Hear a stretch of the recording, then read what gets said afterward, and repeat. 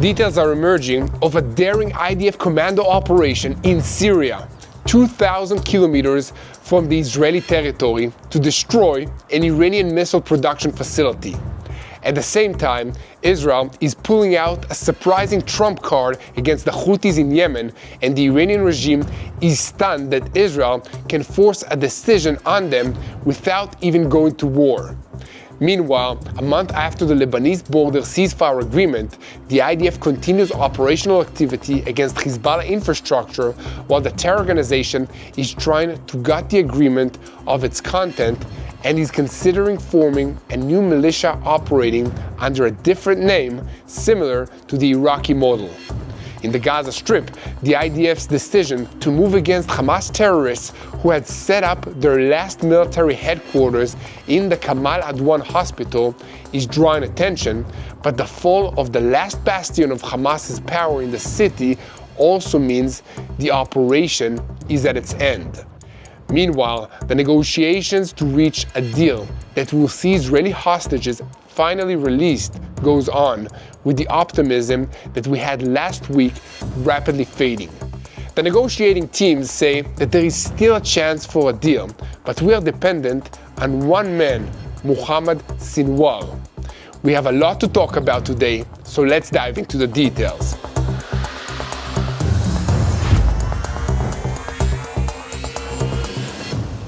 I'm Yair Pinto, and this is your Boots on the Ground report about what is happening in Israel on day 451 of the war against Hamas, Hezbollah, the Houthis in Yemen, the Shiite militias in Syria and Iraq, all of which are operating under the auspices of Iran's Revolutionary Guards Corps, the head of the axis of evil in the Middle East.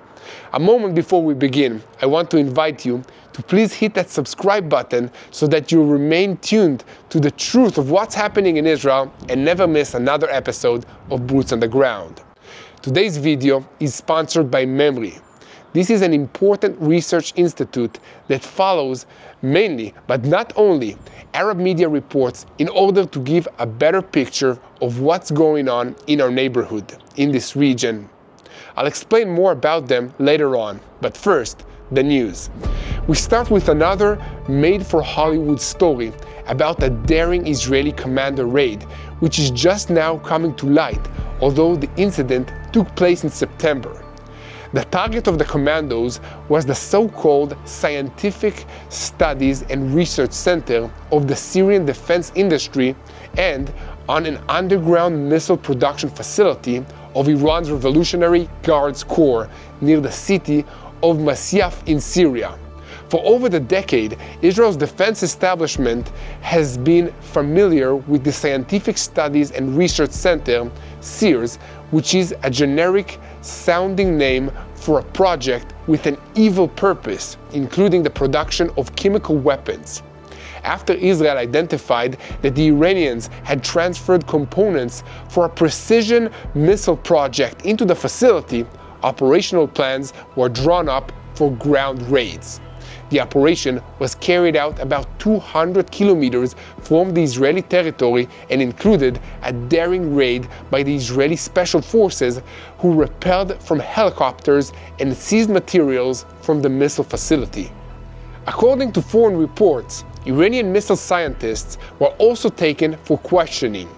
Syria's state-run news agency, SANA, reported that 18 people were killed and dozens more were wounded in the incident. And elsewhere, the Britain-based Syrian Observatory for Human Rights, which is a group which was part of the opposition to the Assad regime, reported that the strikes hit an area housing a scientific research institute working on developing precision missiles. Details of this raid are just beginning to emerge, and we will keep you informed of developments going forward. More recently in Syria, Turkey has been flexing its muscles. Reports have emerged that Turkish President Recep Tayyip Adwan approached Israel via his communication channels in recent days, asking the IDF and the security agencies to coordinate their activities in Syria with Turkey. This request is assessed to be part of the ongoing effort by Turkey to fill the security vacuum left behind by departing Russian forces and is being considered in Jerusalem. Although Turkey has been unfriendly towards Israel in recent years, Turkish management of Syria will probably be better for Israel than Russian management was, to say nothing of Iranian management. However, it is important to remember that a coordination mechanism existed between the IDF and the Russians for several years, and it worked reasonably well. This mechanism allowed Israel to carry out the previously mentioned commando raid and many other important operations without interference from the Russians. As a side note, it was also noticed in Iran that the Russians, who are supposed to be Tehran's ally, would allow the Israelis to attack their interest in Syria, and this was very irritating to the Iranians. But for now, the Israeli defense establishment has decided not to pursue a similar arrangement with Turkey, waiting to see how things play out before making any commitments. The situation in Syria is very unsettling, and things can change here very quickly. For instance, in recent days, the Israeli Air Force destroyed a tank force that the rebels had seized and held near the border with Israel in the Golan region. These were tanks that the rebels got their hands on after Assad's army withdrew and Israel feared they might be turned against the state of Israel, so the decision was made to destroy them before that could happen. This is part of a broader policy in Israel against allowing any potentially hostile party in Syria to rearm itself with strategic weapons. This is part of an ongoing discussion between the new regime in Damascus that is led by former rebel leader Abu Muhammad al-Julani.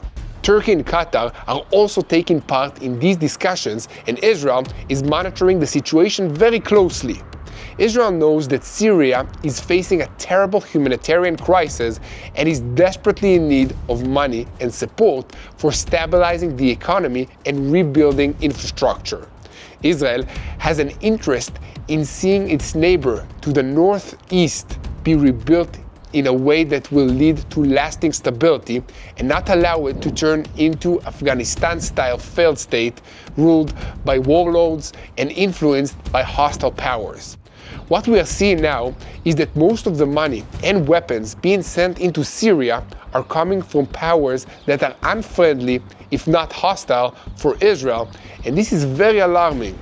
The best option from Israel's perspective is that the Americans manage this situation and form some kind of positive relationship with the regime that is led by al-Julani.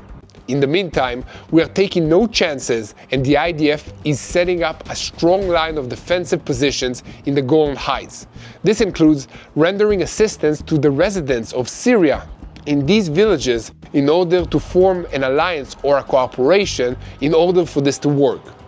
Here at TBN Israel, we will continue to bring you the most up-to-date news on what's happening in Israel, and we ask you to continue helping us by sharing our videos on YouTube and following us on social media. Once again, if you have not yet clicked on that subscribe button, please do so, and it really helps us get the truth out to more people. According to our analytic data, almost 60% of our regular viewers are not subscribers yet to this channel. So if you want to help us, please subscribe and we can reach more people with the truth. Now back to the news and switching our focus to events in Lebanon. A month after signing the ceasefire agreement between Israel and Hezbollah under American mediation, the situation on the northern border is far from stable. An analysis of the state of affairs on the ground reveals a complicated picture indicating a significant gap between the understandings and the practical realities. The IDF continues operating in Lebanon inside the territory of Lebanon, conducting extensive searches for infrastructure such as tunnels and ammunition depots alongside aerial strikes against Hezbollah military movements. On the Lebanese side, deployment of the Lebanese army in areas south of the Litani is limited due to the shortage of manpower, budgetary issues, and an inability to act independently against Hezbollah. In plain language, the Lebanese National Army is not a serious military force, despite decades of investments by the United States and France. Personally, I have no doubt that there are brave men in that army who are doing their best, but they simply don't have the tools they need to do the job that they've been assigned to do.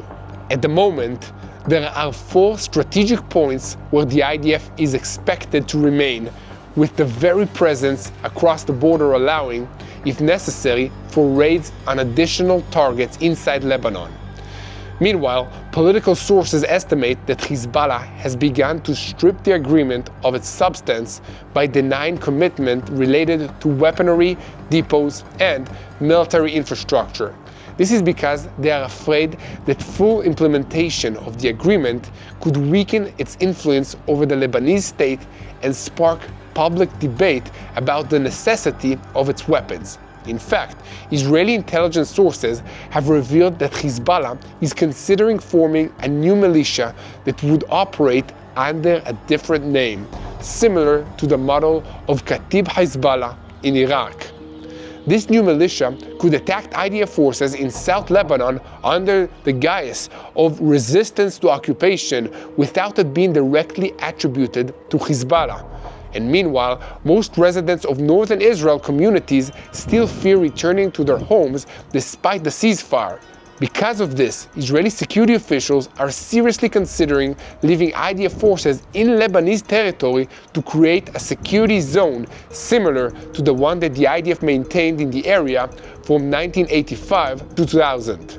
This would require coordination with the Americans, meaning both the current administration and especially the incoming Trump administration, which is set to take office about a week before the withdrawal date per the ceasefire agreement. A political official summed up Israel's position by declaring that we won't be suckers for Hezbollah and the Lebanese army. If the other side does not implement the agreement as committed, we also won't implement our part. We will not abandon southern Lebanon to Hezbollah once again. On that note, IDF Chief of Staff Lieutenant General Herzi Halevi conducted an assessment on Sunday in southern Lebanon with senior military figures, including the Northern Command Chief Major General Ori Gordin. And during the assessment, he discussed the IDF's military achievements against Hezbollah and addressed future challenges. Halevi emphasized that the military victory against Hezbollah is clear and tangible, but to ensure true stability in the region, there is a need to create an active and thriving civil environment. This is the only way that a military victory can be turned into a long-term strategic achievement. Right now, the situation is very fragile, with lingering tensions on both sides of the border. A single rocket launched from Hezbollah into Israel could reignite the conflict. The international community, led by the United States, France, and Saudi Arabia, is attempting to stabilize Lebanon's economy and political situation, but so far without significant successes. As you can see, here at TBN Israel, we never take our eyes off what's happening every day and everywhere.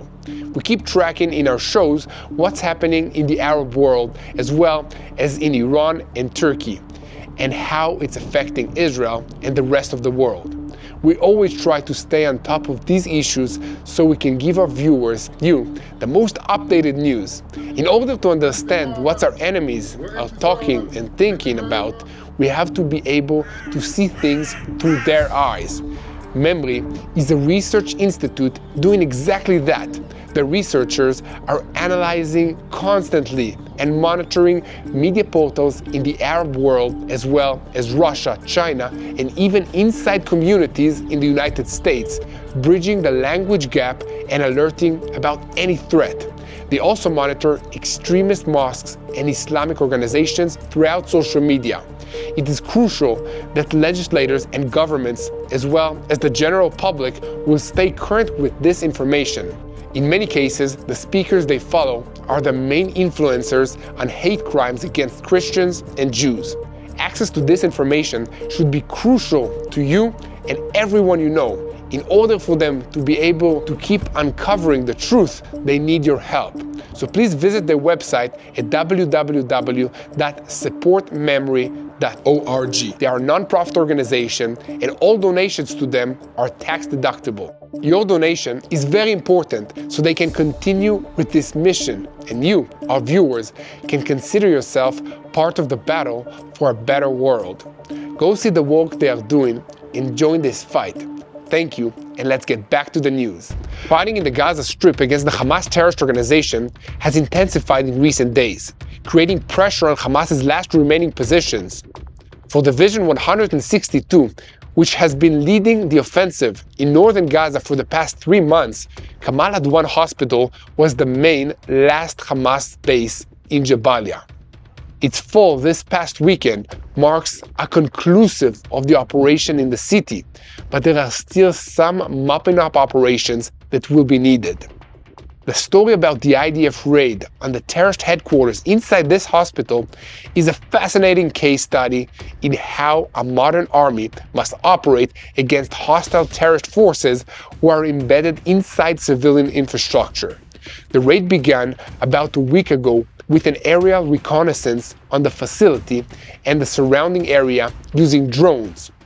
Early Friday morning, Golani fighters from the Shimshon Battalion and their armored counterparts from the 401st Brigade spotted 2 squads of terrorists who tried to flee the hospital when the forces arrived, surrounding the compound within an hour. These terror squads were eliminated from the air, and the soldier discovered that most of the civilian buildings around the hospital contained fighting positions, booby traps, and hundreds of various weapons set up so that the terrorists would come out innocent from the hospital to use buildings and gear up to arm themselves against the IDF forces. During the fighting on these outskirts of the hospital, the soldiers neutralized 19 terrorists without any casualties amongst the troops of the IDF. Hamas had prepared well to defend itself and its stronghold in the hospital, but the IDF forces launched a swift, covert raid and in less than an hour surrounded the entire compound, preventing any terrorists from escaping. As they moved in, the IDF forces found only a small amount of weapons inside the hospital itself, but they found a very large number of terrorists, the largest scope, in fact, found in one location in the Gaza Strip, and arrested all of them at once. As part of the operation, troops from the brigade carried out a safe evacuation of civilians from the hospital area, and some Hamas terrorists tried to hide among these civilians to try and escape. Some even put fake bandages so that they appear to be wounded and in need of further medical attention at other hospitals where the civilians were being moved to. According to the IDF, this is one of the largest single-site terrorist arrest operation that was carried out since the start of the war. 240 terrorists were captured, including 15 individuals who are known to have taken part in Hamas's surprise assault on Israel on October 7th of last year. While they were rounding up all of these terrorists inside the hospital, the IDF troops were attacked by other terrorist squads on the outskirts of the compound. But these attacks were countered, and the terrorists were eliminated without any casualties to the Israeli forces. Prior to launching this operation, many steps were taken to minimize civilian casualties, and in recent weeks, 350 patients, escorts, and staff members were evacuated in coordination with the Gaza District Coordination and Liaison Office under the coordination of the government activities in the territories called COGAT. At the same time, the IDF brought tens of thousands of liters of fuel and hundreds of kilograms of food and medical equipment into the hospital. During the operation itself, coordinated by the Gaza DCL with the health authorities, another 95 patients, escorts, and staff members were evacuated to the Indonesian hospital along with 5,000 liters of fuel, 2 generators, and medical equipment to maintain vital systems and operate the Indonesian hospital. At the same time, it was possible to safely evacuate hundreds of civilians from the area for their safety through orderly routes. Evacuating Kamal Adwan Hospital reflects a scenario repeated in virtually every medical center in the Gaza Strip that the terror groups have taken over for combat and for hiding behind human shields.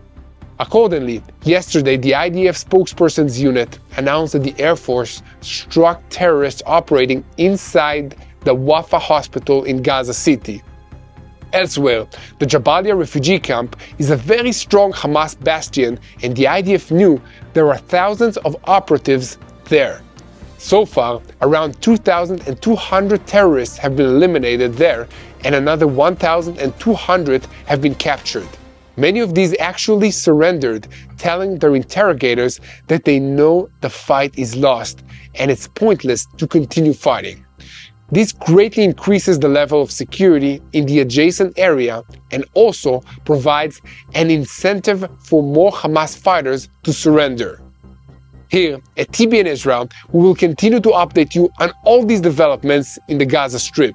Before we move on to our final segment, I want to once again invite you to visit our website, tbnisrael.com, to get updates in between the videos. And also, if you want to support our work, you can click that donate button on YouTube or visit our website and give your donation. We conclude with an update on negotiations for a deal that will see Israel's remaining hostages released from captivity in Gaza. Israeli officials issued a statement on Sunday evening that negotiations continue all the time, despite reports that they are stuck. Everyone is aware of the date that the Trump administration will return to the White House on January 20th, 2025, and this is seen as a deadline by which the hostages must be returned. However, the officials noted that there is one man standing in the way of an agreement at this point, and that is Muhammad Sinwar, the brother of late Yahya Sinwar, who has assumed the leadership of what's left of Hamas in the Gaza Strip. He added, maybe there will be no deal at all. Hamas is willing to make a deal, but on its terms. And meanwhile, senior Hamas official Osama Hadmada accused Israel of undermining the hostage negotiation process. He told the terror group's Al-Aqsa channel that Israel keeps reversing what was agreed. According to him, Jerusalem is not willing to fully withdraw from the Gaza Strip and stop the war. Here at TBN Israel, we will continue to provide updates on every development. So guys, please keep spreading the truth, and most importantly, please subscribe to this YouTube channel if you haven't already. It really helps us to reach more people with what's going on in this region. And why? So that we can unite in prayer for all those innocent civilians that are affected by these terrorist organizations, for the state of Israel to survive in this hostile region, and for God to reign. I want to conclude by paying final respects to the heroes of Israel who fell in the defense of our country. Sergeant First Class Yuval Shaim, 22 years of age, from Jerusalem, a tank fighter in the 9th Battalion, 401 Brigade, who fell on Sunday during a Givati operation in Jabalia in the northern Gaza Strip. Please continue praying for Israel. Pray for the well-being of our IDF soldiers wherever they are, if they're fighting in Syria, Lebanon, the Gaza Strip, or Judea and Samaria. And pray for the swift and safe return of our hostages from Gaza who are held by the terrible Hamas terrorists for so long, I just can't imagine that. So that you can attach a name and know a little bit about the personal lives of that hostage, I'm going to share a little bit today about Liri Elbag. 19 years of age, she's an Israeli soldier who was abducted by Hamas terrorists on October 7, 2023, during an attack on the Nahal Oz military base near the Gaza border.